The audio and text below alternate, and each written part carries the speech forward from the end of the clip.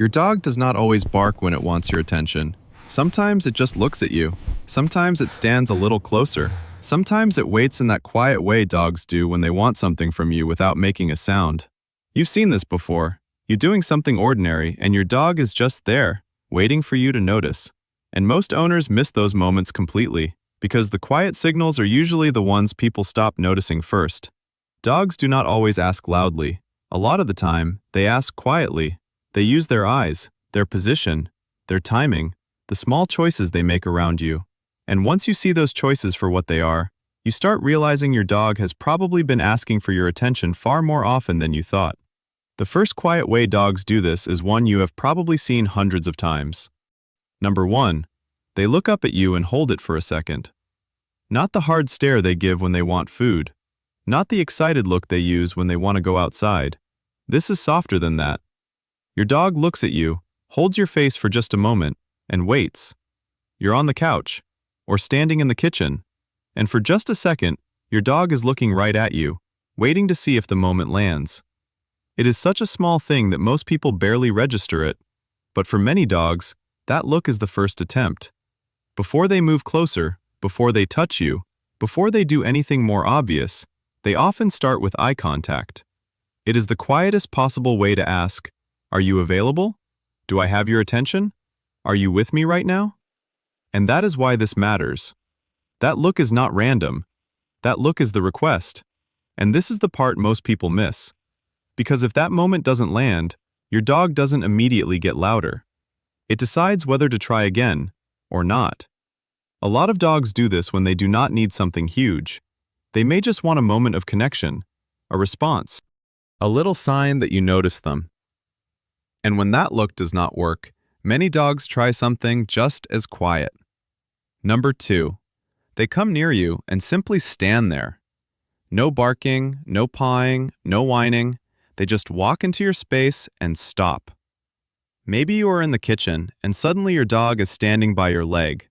Or you are on the couch and your dog comes over and just stands beside you. Or you are moving around the house and your dog keeps placing itself close enough to be noticed, but not close enough to interrupt. That behavior looks like nothing. Most people read it as nothing, or assume the dog just happens to be there. That position is chosen, but that is exactly why people miss it. Your dog is not failing to communicate. It is communicating in a calm, respectful way. By standing near you, your dog is placing itself inside your awareness. It is saying, "I am here.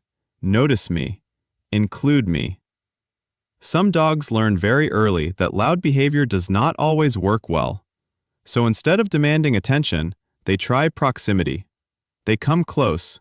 They stay still. They wait for you to read the moment. And this is where something small starts to matter. Because if that moment still doesn't land, most dogs don't jump straight into louder behavior. They adjust. And that's when you start seeing the next step. Standing there is the signal. Some dogs take that one step further. Number 3. They move into your path. You stand up, and somehow your dog ends up in the hallway before you do. You start walking to another room, and there they are. You head toward the door, and your dog places itself exactly where your eyes and movement naturally go. This does not always mean your dog is trying to stop you, and it does not always mean it wants something dramatic.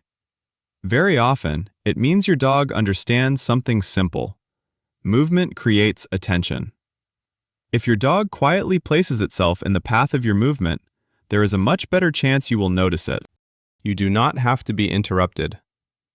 You just have to see what is already there. That is why this behavior is so effective. It is quiet, but it is hard to ignore. Your dog is not just wandering, it is placing itself where your attention is most likely to land. That position is not random, it is a communication strategy. And here's what most people miss.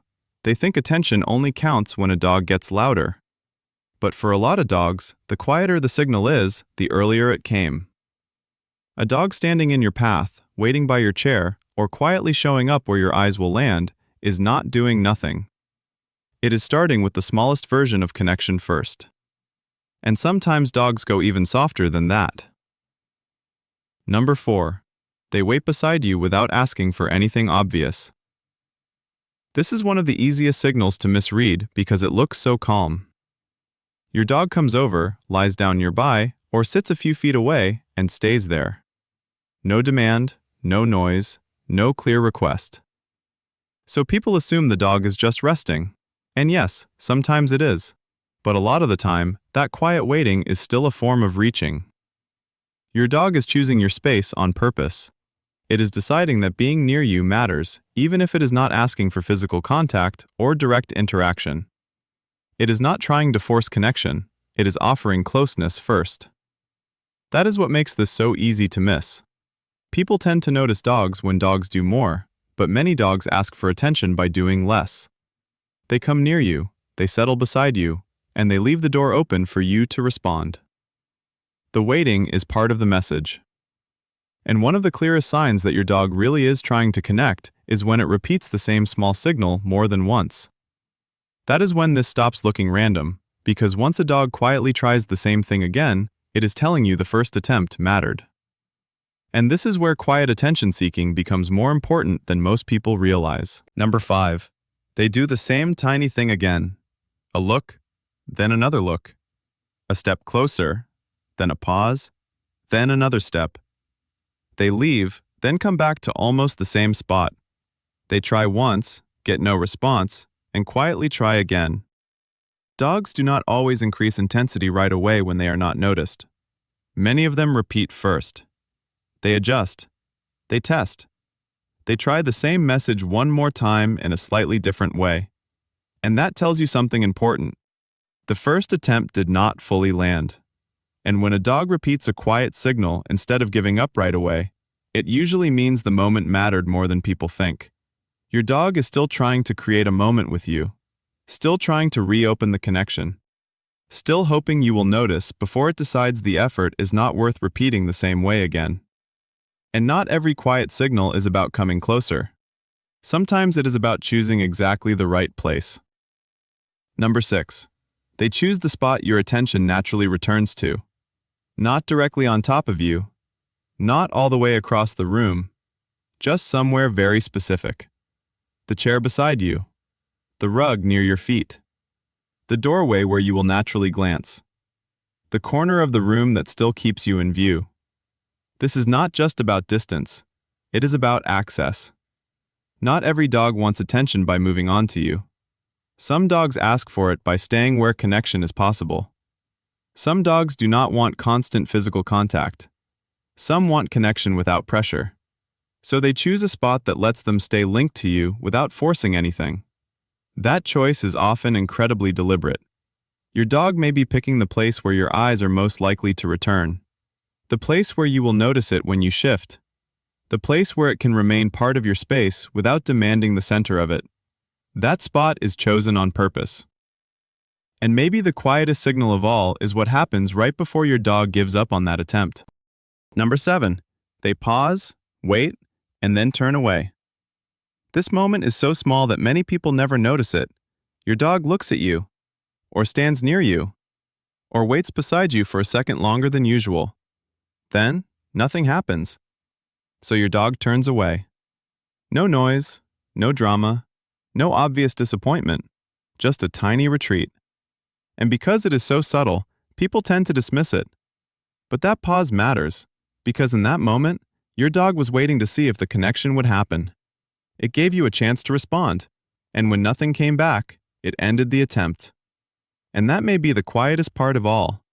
Not that your dog wanted attention, but that it was willing to ask for it gently first. That is what makes this such an important signal. The pause is the attempt before the retreat. And once you start noticing that moment, you start realizing how much of your dog's communication lives in these tiny, quiet spaces. That is really the bigger point of this whole video. Most people think communication only counts when it is obvious. When the dog barks, paws, whines, jumps, demands. But some of the most meaningful signals dogs give are much quieter than that. A look, a step closer, a quiet wait, a repeated try, a carefully chosen position, a tiny pause before turning away. Those things may seem small to us because they do not interrupt our day, but to your dog, they may be the most natural way to say, "I want your attention. I want connection. I want you to notice me." And once you start noticing these quiet signals, you realize your dog has probably been reaching for you far more often than you ever realized. Your dog stops feeling invisible in those quiet attempts, and you start understanding that attention is not always something dogs ask for loudly. Sometimes they ask for it in the gentlest way possible. And that is exactly why so many people miss it. But there is one part of this that matters even more. Because when these small signals keep getting missed, dogs do not always become louder. Sometimes they stop believing those quiet attempts will work. And that is where this becomes more important than it looks. Because the real cost is not just that you missed one small moment. It is that your dog may slowly stop using those gentle attempts with you in the same way.